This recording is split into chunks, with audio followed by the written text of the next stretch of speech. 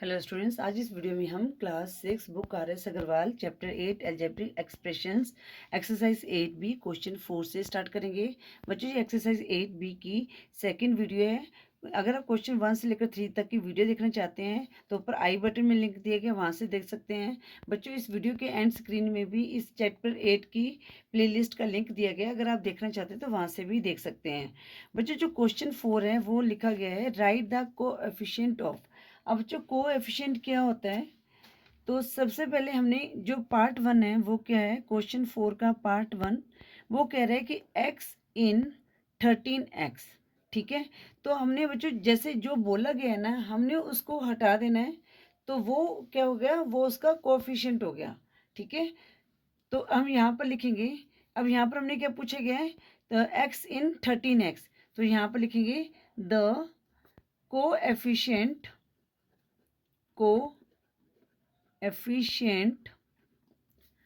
of x in 13x is 13। जिसका हमने पूछा गया हमने उसको हटा देना है। ठीक है, तो ये क्या हुआ, 13 हुआ।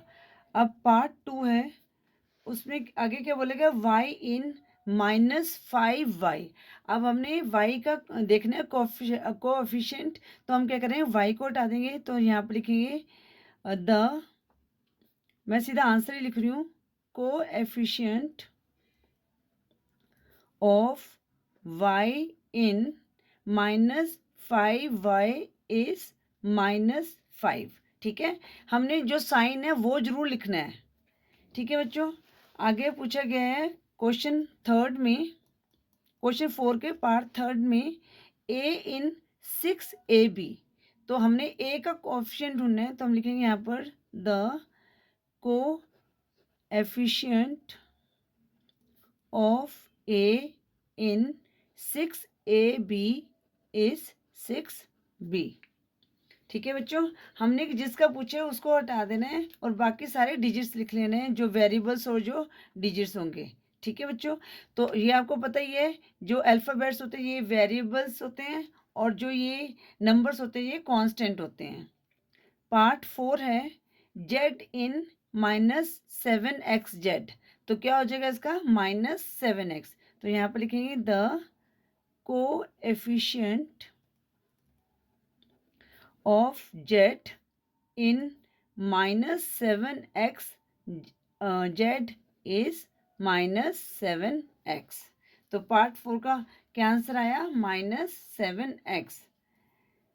पार्ट 5 है p इन -2pqr, तो लिखेंगे the coefficient of p in -2pqr is -2qr।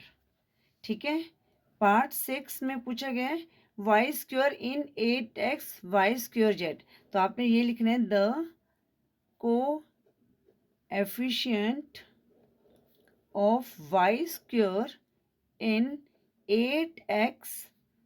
अब वाई स्क्वायर का तो निकालना है 8x, वाई स्क्वायर को हटा दिया तो क्या आ गया, 8xz। ठीक है बच्चों, आगे पार्ट 7। अब देखो यहाँ पर क्या है, x की क्यूब इन x क्यूब, तो यहाँ पर क्या आएगा, 1 आएगा। देखो अगर यहाँ पर इसके आगे कुछ नहीं है तो ये क्या है, 1x क्यूब, तो हमने क्या निकालना है, x cube in x cube, मतलब कि 1x क्यूब, तो इसका क्या आ जाएगा, कोएफिशिएंट 1 आएगा। The coefficient of x cube in x cube, एक मिनट, यहाँ पर क्या था, 8xy square Z is 8xz आएगा। ठीक है, ये मैंने पूरा नहीं लिखा था। तो अब यहाँ पर क्या है, part 7 the coefficient of x cube in x cube. ठीक है, अब ये x क्यूब तो कट गया यहाँ पर, तो यहाँ पर क्या रह गया, 1 रह गया।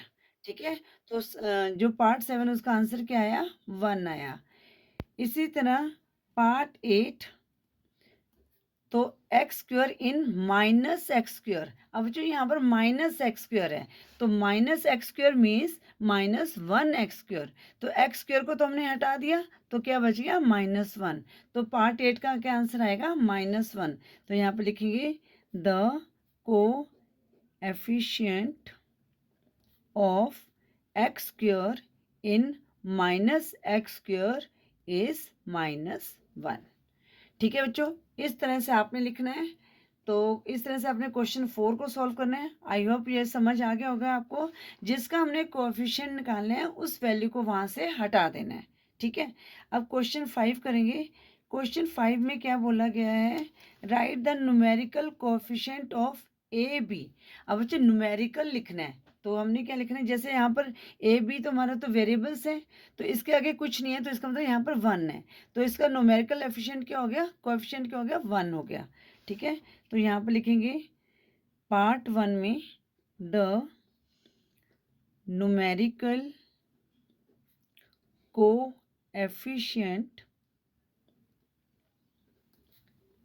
इन ए बी इज 1।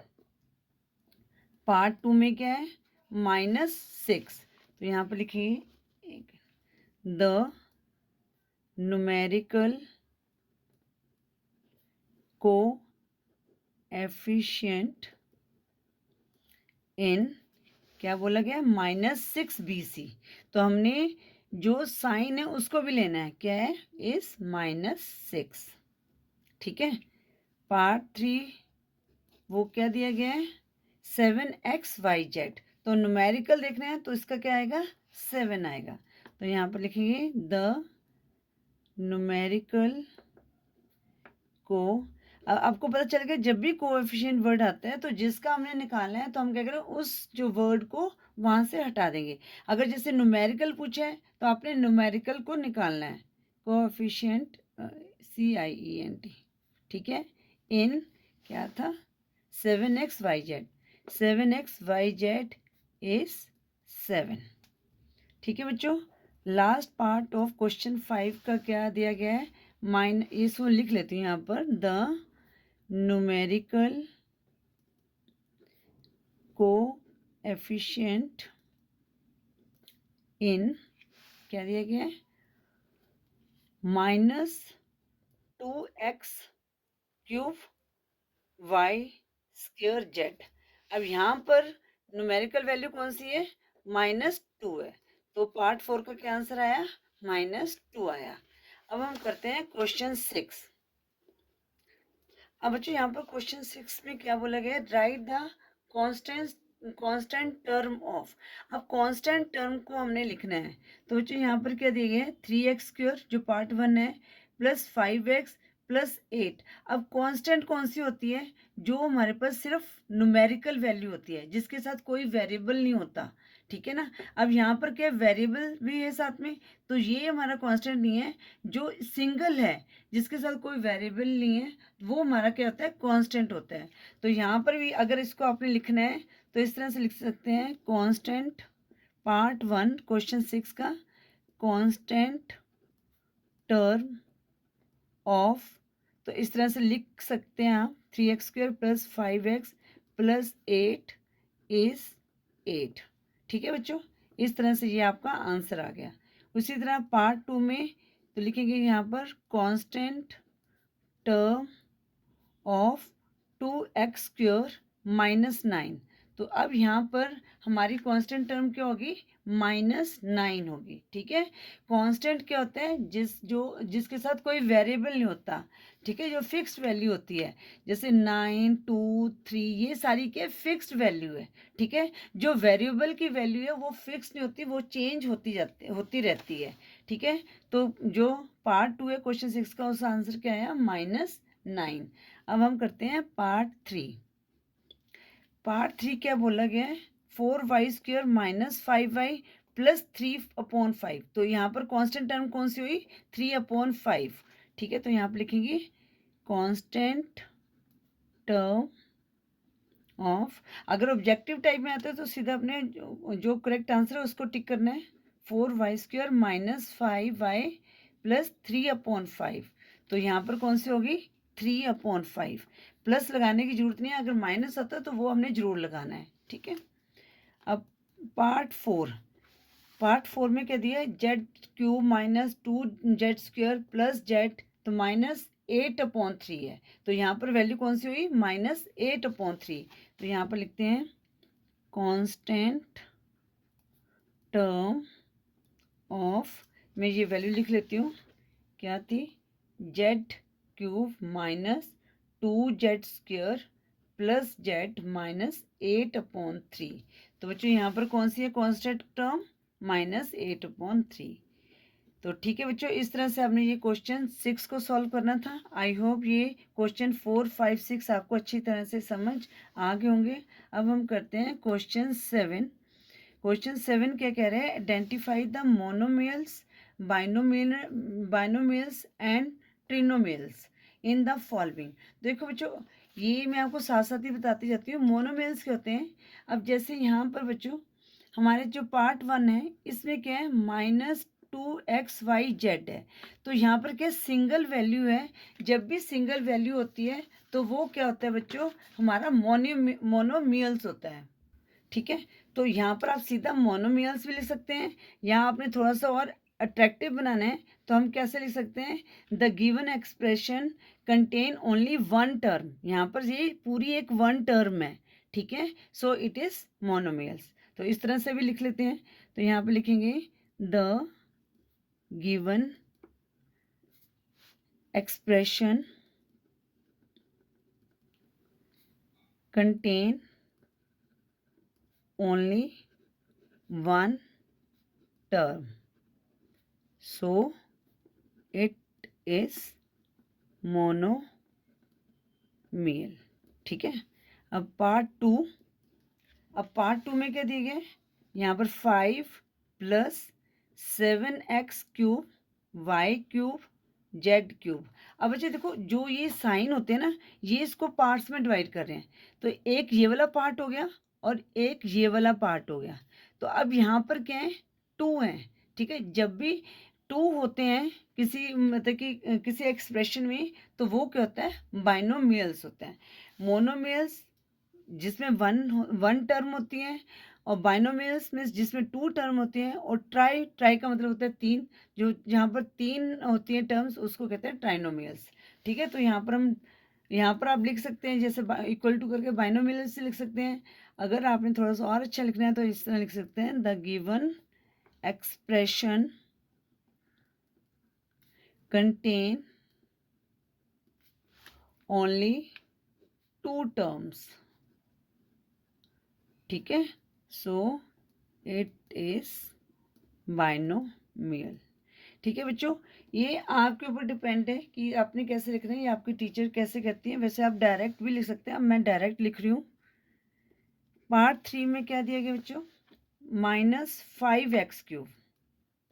तो अब यहाँ पर क्या है, ये वन टर्म है, तो ये क्या है, मोनोमियल है। ठीक है, तो मैं यहाँ पर सिर्फ मोनोमियल लिख रही हूँ। अगर आपने इस तरह से, आपकी टीचर कहती है कि आपने इस तरह लिखना है, तो आपने इस तरह से लिखना है। आपने लिखना है the given expression contain only one term, so it is monomial.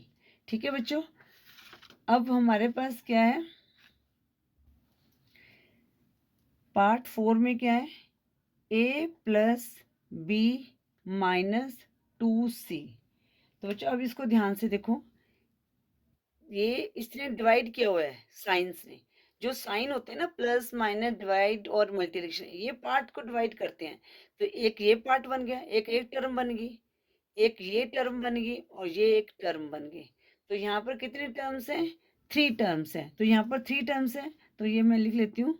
तो यहाँ पर लिखे, ये क्या बन गया हमारा, ट्राइनोमियल्स। तो कैसे लिखेंगे, the given expression contain 3 terms, so it is trinomial। ठीक है बच्चे, ट्राइनोमियल्स, यहाँ पर एस लगा दो, बाइनोमियल्स ट्राइनोमियल्स। ठीक है, अगर 3 है तो इस तरह से आपने लिखना है। ठीक है, वैसे तो डायरेक्ट भी लिख दो, वो भी ठीक है। अब आगे क्या है, पार्ट 5, xy + yz - zx। अब यहाँ पर ये क्या बना, एक टर्म ये होगी, एक टर्म ये, और एक टर्म ये। तो कितने टर्म है, 3 टर्म है। तो ये क्या है हमारा, ट्राइनोमियल्स। तो यहाँ पर लिखेंगे ट्राइनोमियल्स। ठीक है, अगर आपने इस तरह से लिखना है तो इस तरह से लिख सकते हैं, the given expression contain 3 terms so it is trinomials. Part 6 क्या है? पार्ट 6 में है x5, x की पावर 5। अब यहाँ पर क्या है, 1 टर्म है, तो ये क्या बन गया हमारा? Monomials, monomials. ठीक है, पार्ट 7, पार्ट 7 में दिया गया है ax³ plus bx² plus cx+d। अब बच्चों यहाँ पर देखो कितने बन रही हैं। हमें क्या पूछा गया है कि identify the monomials, binomials and trinomials. पर यहाँ पर क्या है, हमारे पास 4 टर्म्स हैं। ठीक है, तो ये यहाँ पर हम क्या लिखें, यहाँ पर कोई भी हमारे पास ना तो मोनोमियल है, ये ना बाइनोमियल है, ना ही ट्राइनोमियल है। ठीक है, तो इसको बच्चों हम क्या लिख सकते हैं? नन लिख सकते हैं। तो इसको अगर आपने लिखना है तो कैसे लिखेंगे? The given expressions contain 4 terms,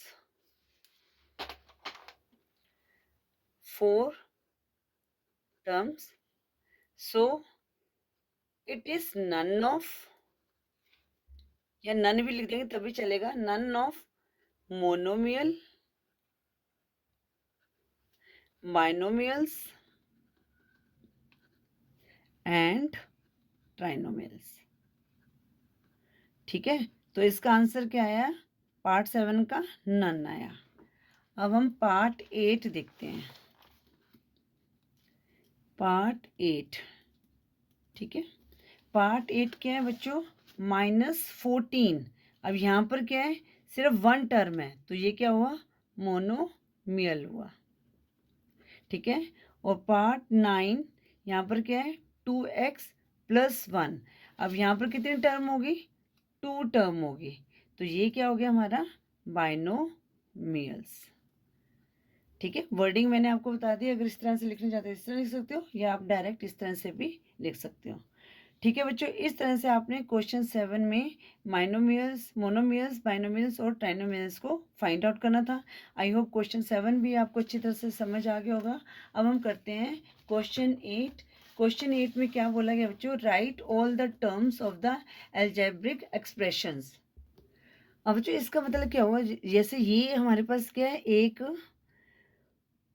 मतलब कि सम है, तो इसमें से हमने क्या अलजेब्रिक एक्सप्रेशंस को अलग करना है। तो हमने क्या करना है, इनको अलग अलग लिखना है। ठीक है, तो इसको कैसे लिखना है आपने? हाँ, इसको ऐसे लिख सकते हैं, जैसे पार्ट 1 है तो क्या लिखेंगे? The terms of algebraic expressions of 4x5 -6y4 plus 7x2y -9। जब भी ऐसे पूछा गया हो ना क्वेश्चन, तो हमने क्या करना है, इन सब को अलग अलग लिख देना है। ठीक है, तो 4x5, 4x की पावर 5 कॉमा आ जाएगा यहाँ पर, -6y4 कॉमा प्लस 7x की पावर 2y कॉमा -9। ठीक है, इस तरह से आपने इनको अलग अलग मेंशन कर देना है। ठीक है, यहाँ आप माइनस जरूर लिखना है, पर जहाँ प्लस है वहाँ पर लिखने की जरूरत नहीं है। अगर लिख भी दिया है तो कोई गलती नहीं है। ठीक है बच्चों, अब इसी तरह पार्ट 2, पार्ट 2 में भी हमने सीधा ऐसे लिखना है, द टर्म्स। ठीक है, या तो आप कॉमा इक्वल टू करके भी लिख सकते हो। ठीक है, या इस तरह से लिखना है, इस तरह से भी लिख सकते हो, the terms of algebraic AIC बेटा expressions of 9x³ -5z⁴ plus 7x³ -xyz। ठीक है, एक मिनट ताकि आपको नज़र आ जाए। आई होप आपको नज़र आ रहा होगा। ठीक है, तो R लिखेंगे यहाँ पर, तो क्या हो गया? 9x³ -5z⁴, तो ये माइनस जरूर लिखना है। अब यहाँ पर आपको प्लस लिखने की जरूरत नहीं, सीधा आप लिख सकते हो 7x³ -xyz। ठीक है बच्चों, इस तरह से आपने क्वेश्चन 8 में एल्जेब्रिक एक्सप्रेशंस को किसी टर्म में कैसे रिप्रेजेंट करना है, तो इस तरह से करना होता है। अब बच्चों क्वेश्चन 9 क्या है, इसमें क्या करना है, लाइक टर्म्स को फाइंड आउट करना है। Identify the like terms in the following. Like term का मतलब है जो एक जैसी होती है। जैसे क्वेश्चन 1 है, इसमें क्या है, 8 power 2 b square minus 2a² c square 4a। ठीक है, अब यहाँ पर लाइक टर्म कौन सी होगी बच्चों? ठीक है, तो देखो ये हमारे पास इतने B square minus 2a² c square 4a। अब ए स्क्वेयर यहाँ पर है और ये क्या है, -2a²। बी स्क्वेयर अलग है हमारा, सी स्क्वेयर भी अलग है, 4a भी अलग है। तो ये ए स्क्वेयर है, इसके आगे 1 है और इसके आगे क्या है, -2 है। तो जिसके साथ सेम वेरिएबल हो, ठीक है ना, यहाँ पर ए स्क्वेयर है और यहाँ पर भी ए स्क्वेयर है, सेम वेरिएबल हो, तो वो क्या होती है, लाइक टर्म होती है। ठीक है, तो यहाँ पर आप लिख सकते हैं like terms are a² and -2a²। ठीक है, इस तरह से लिखना है। अब पार्ट 2 में क्या दिया गया है, 3x 4xy -yz 1/2zy।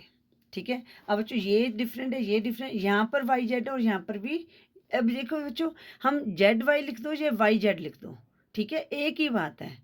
अगर हमने यहाँ पर वाई जेड है और यहाँ पर जेड वाई है, ये एक ही टर्म है। ठीक है ना, तो इस तरह से भी कई बार आपके पास जैसे अलग अलग, जैसे वाई पहले लिख दिए यहाँ पर वाई बाद में लिखा, तो बस कोई स्क्वायर नहीं है, सिर्फ यहाँ पर सिंगल पावर है, तो वो सेम टर्म ही होती है। इस चीज़ का आपने ध्यान रखना है, आगे क्वेश्चन सॉल्व करोगे तो आपको ये समझ आ जाएगा। ठीक है, वैसे तो ये समझ आएगी होगा आपको।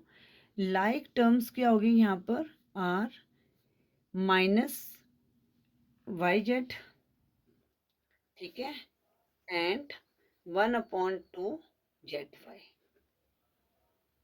ठीक है बच्चों, अब हम करते हैं पार्ट 3।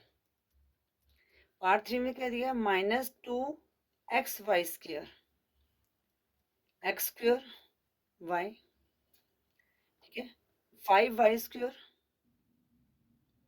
x, x² z। अब यहाँ पर देखो बच्चों, xy², अगर हम y² x हो तो भी लिख सकते, तो भी वही सेम है ना। देखो ये xy² है, इसको आप क्या लिख सकते हो, -2y² x भी लिख सकते हो। ठीक है, तो अब ये x² y है, हमने पर स्क्वेयर हमने यहाँ पर y का ही लेना है, और यहाँ पर क्या y² x है। हम ये वाली टर्म नहीं लेंगे क्योंकि यहाँ पर जो स्क्वेयर है वो x के साथ है, y के साथ नहीं है। तो ये हमारी डिफरेंट टर्म होगी दोनों, क्योंकि यहाँ पर z है और ये दोनों टर्म हमारी क्या होगी, सेम होगी। तो हम यहाँ पर लिखेंगे लाइक टर्म्स आर होगी -2xy² एंड क्या होगी, 5y² x होगी। ठीक है बच्चों, अब इसी तरह पार्ट 4 है हमारा। पार्ट 4 में क्या दिया गया, देखो यहाँ पर कितना है, ए बी सी, सारे लिख लेते हैं ना, ab²c, आगे क्या है, ac b², c² ab, b² ac, a² bc और CAB²। ठीक है, अब यहाँ पर देखो ABC, यहाँ पर तो सिंगल है, कोई स्क्वायर नहीं है, तो यहाँ पर नहीं। अब यहाँ पर क्या, AB²C। अब बच्चों देखो इसको हम कह सकते हैं, जैसे ये है A² BC, तो ये कैसे हो सकता है हमारा, ठीक है, तो ये यहाँ पर हमारा कैसे हो सकते हैं, A² BC है, नहीं कौन सा, सॉरी ये कर रहे हैं ना हम, AB²C है। ठीक है, अब चाहे आप इसको कैसे, इसको देखते हैं हम कैसे लिख सकते हैं इसको, AC B² भी लिख सकते हैं या B² CA भी लिख सकते हैं, और यहाँ पर इसको कैसे लिख सकते हैं, ये एक ही टर्म है। ठीक है, क्योंकि इनके एक जैसे हैं, सिर्फ B के साथ स्क्वायर है, B आगे लिख दो पीछे लिख दो, एक ही बात है। ठीक है ना, तो ये वाली टर्म तो हमारे पास नहीं है। अब AB² है और यहाँ पर AC B², ये भी सेम है। अब यहाँ पर क्या हो गया, यहाँ पर C के साथ स्क्वायर है, तो ये हमारी टर्म नहीं हुई। ठीक है सेम। अब यहाँ पर बी स्क्वायर ए सी, तो यहाँ पर क्या है, ये तीनों है, बी के स्क्वायर ए सी, ये भी सेम है। अब यहाँ पर क्या दे दिया कि बी के साथ स्क्वायर है, ए के साथ स्क्वायर है, तो ये भी हमारी लाइक टर्म नहीं हुई। और यहाँ पर क्या है, सी ए बी स्क्वायर, तो यहाँ पर ए सी है बी के साथ स्क्वायर, तो ये भी हमारी क्या होगी, लाइक टर्म होगी। तो यहाँ पर लाइक टर्म क्या होगी, 4 होगी। देखने में लग रहा था कि कितना कन्फ्यूजन है, देखो अगर ध्यान से देखोगे तो बहुत ईजी होते हैं लाइक टर्म्स। और बच्चों जितना आप क्वेश्चंस को सॉल्व करोगे उतना ही आपको ये इजी लगते जाएंगे। A b c, a b square c, a c b square a c, और क्या है, सी ए बी स्क्वायर। ठीक है, तो ये जो क्वेश्चन 9 के पार्ट 4 का आंसर है। ठीक है बच्चों, इसी के साथ ही हमने एक्सरसाइज 8B के सभी क्वेश्चन को सॉल्व कर लिया है। आपको आई होप आपको हर क्वेश्चन अच्छी तरह से समझ आ गया होगा। बच्चों वीडियो यूजफुल लगी तो वीडियो को लाइक करें, शेयर करें अपने फ्रेंड्स के साथ। चैनल पे नहीं हो तो चैनल को सब्सक्राइब करें। Thank you for watching. Next video में हम एक्सरसाइज 8C को सॉल्व करेंगे।